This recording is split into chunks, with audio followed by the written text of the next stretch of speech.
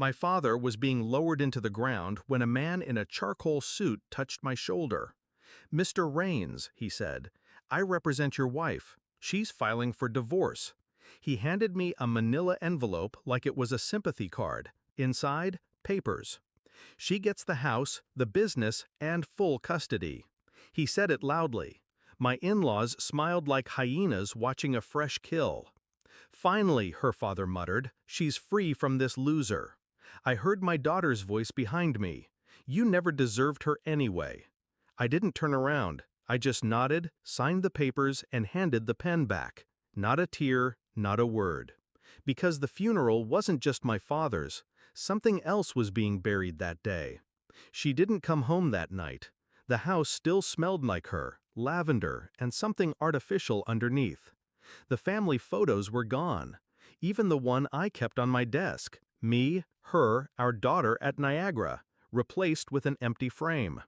I didn't eat, didn't sleep, just walked room to room, reading shadows.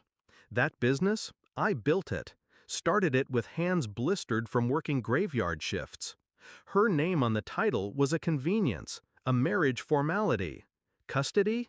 I coached every game, kissed every scraped knee. But I remembered the look she gave me last winter, right after I told her I'd paid off the house. A flicker of something. Relief? Or calculation? The mask cracked that day. I just hadn't seen it for what it was. 3 days later, I visited the office, quietly, after hours. My name still hung above the door in steel letters. Inside, her desk, cleaner than I'd ever seen it. No post-it notes, no receipts, no trace of real work. I checked the security logs, her card swipe at 10:23 p.m. every night. She hadn't been coming in for late meetings. I pulled surveillance footage from the server, watched a man walk in. Same one, every night. Same man who used to be our accountant. I checked their emails next, encrypted, but I knew her passwords. She still used our wedding date. "Everything's almost yours," she wrote. "He still thinks I'm coming back." They'd transferred business funds in small amounts. Clever, untraceable unless you knew what to look for. I knew.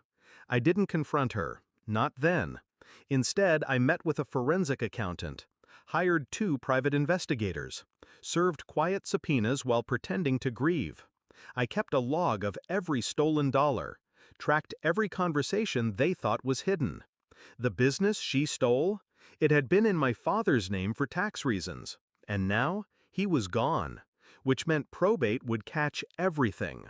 One morning, she showed up at the office to collect her keys.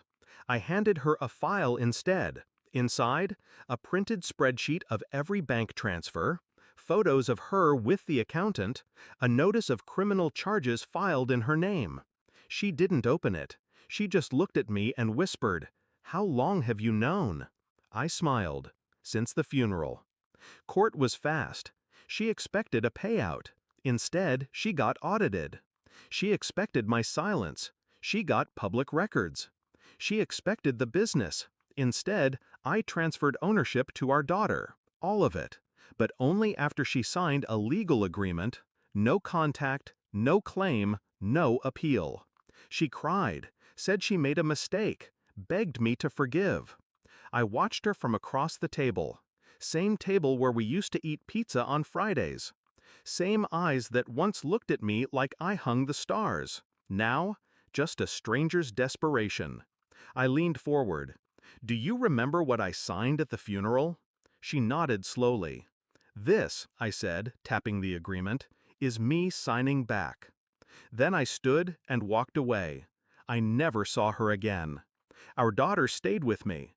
She asked questions at first, then she stopped. Kids understand betrayal more than we think. The business thrives again.